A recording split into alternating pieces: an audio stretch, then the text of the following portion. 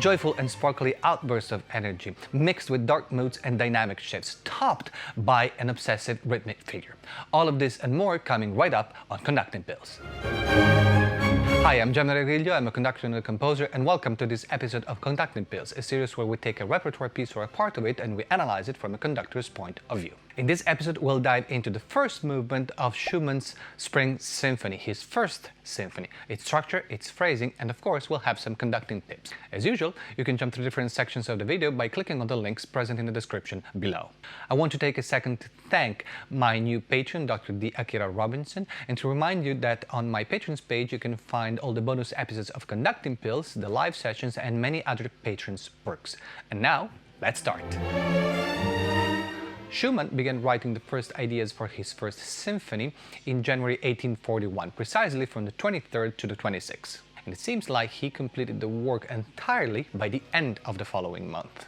On March 31st of the same year, the symphony was premiered under the baton of none other than Felix Mendelssohn Bartholdy in Leipzig during a benefit concert for the Gewandhaus Orchestra. The same concert marked the return to the stage of Clara Schumann, who after her marriage with Robert Schumann had to temporarily put on hold her concert career. And the great success of her return to the stage overshadowed Schumann's first symphony, which by the way was only one of the works on the program. Schumann revised his work several times, so much that the final version of the work dates back to 1853. And here's an interesting fact. The famous opening figure with horns and trumpets was written this way.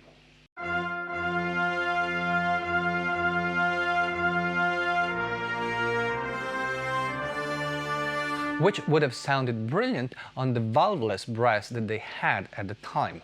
But Schumann changed it to this.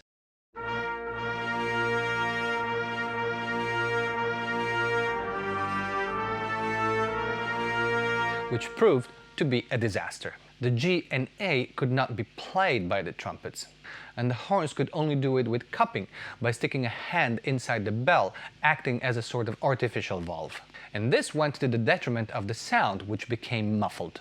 The entire opening statement lost its brilliancy because of this change. The passage was changed by Mendelssohn, who suggested raising it up a third, thus allowing the valvulus instruments to play it.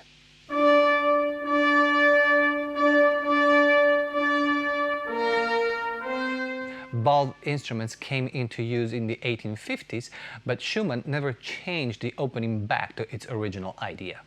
Quite a few conductors later on made a point of changing parts of the orchestration, including the opening. Among them, Gustav Mahler, whose changes I talk about in the bonus episode of Conducting Pills you will find on Patreon. The opening rhythm is taken and turned into a shock on bar number 5.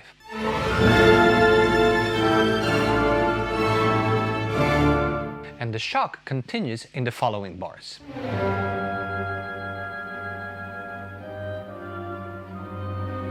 Bars 8 to 11 are notoriously difficult for the ensemble. However, this can be resolved quite easily. Give a strong upbeat before every quadruplet of 64th. This will serve as an upbeat for the tutti chords on beat 3 and beat 1. And the woodwinds will naturally come in bouncing off them.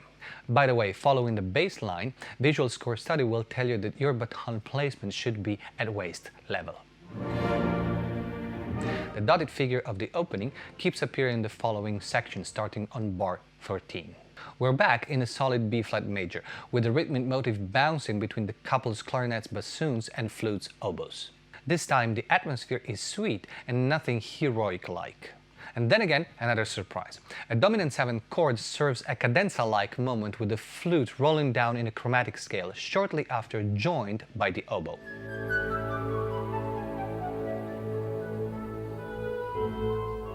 And we'll end on a D major section, built on long sustained notes in the strings with the exception of the violas. Flute and clarinet flourish the picture, while the 3rd and 4th horn play the dotted motif in the background. But what's really important here is the viola part. It looks like a simple accompaniment in triplets, but it is actually the main material that will drive us all the way to the Allegro.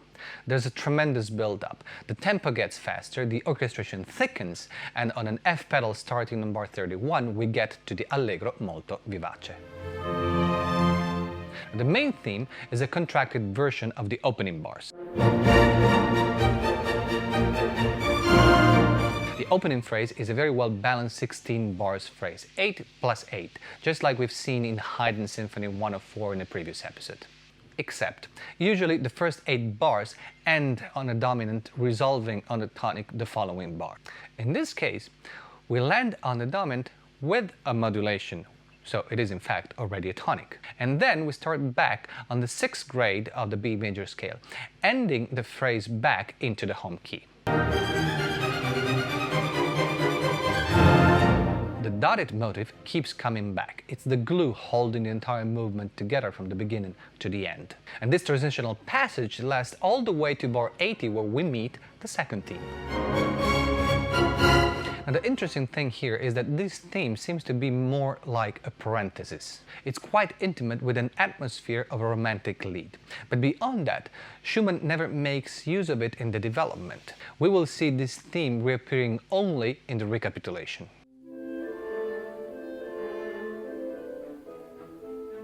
The second theme modulates itself and lands on the dominant key on bar 117. But along the way, you can see how Schumann reuses all the elements and transforms them into something else. The 16ths of the violas, which are used as counterpoint at first, turn into a motif in the first and second violin. The syncopations of the violas are transferred to the woodwinds and then to the rest of the orchestra, merging the two motifs on the forte in bar 110. The now familiar dotted figure comes back in an upward and downward scale and closes the exposition in F major.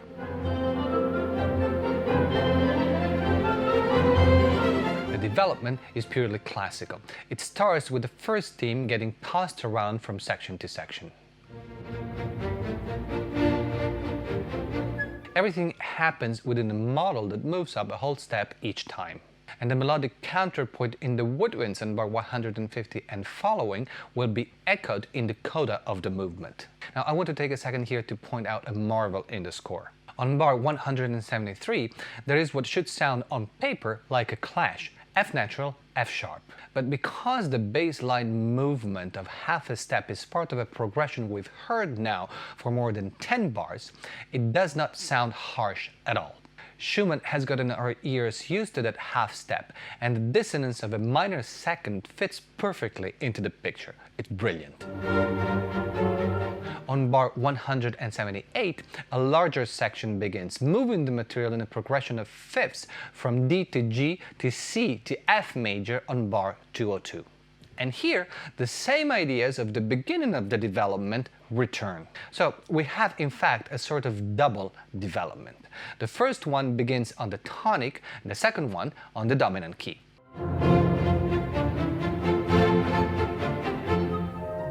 Starting on 246, we hear the dotted scale that marked the end of the exposition, which leads us to the end of the development. But there's one more surprise. The same material of the introduction makes its way back, including the D minor shock, coming now in full force in triple forte.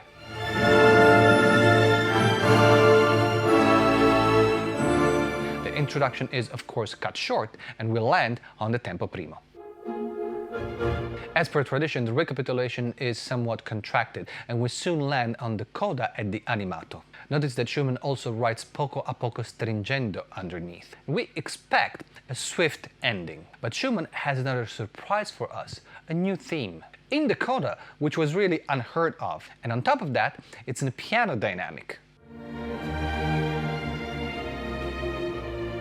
This anticipates the mood of the following movement and brings cohesiveness to the entire symphony. And it's a technique that Schumann will elaborate further in its future work. One last call from horns and trumpets brings back the very first idea, and the movement comes to an end. Much has been said about Schumann and him not being a good symphony composer. Now, I personally disagree. I believe his symphonies are full of surprises, some of them in that orchestration that is often looked down on. Schumann is capable of impressive ups and downs and requires a great deal of focus and energy for a conductor. And when you do it, brace yourself, because at the end you will be happily drained.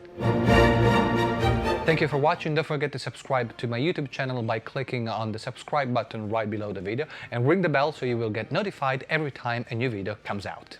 You can also show your support on Patreon, and if you're interested in conducting and conducting technique, join our Facebook group. You'll find all the links in the description. Let me know in the comments what you think about this piece and if you have any suggestions for future videos, and I will see you in the next episode of Conducting Pills when we will go through Smetana's Die Moldau. Till then, bye bye.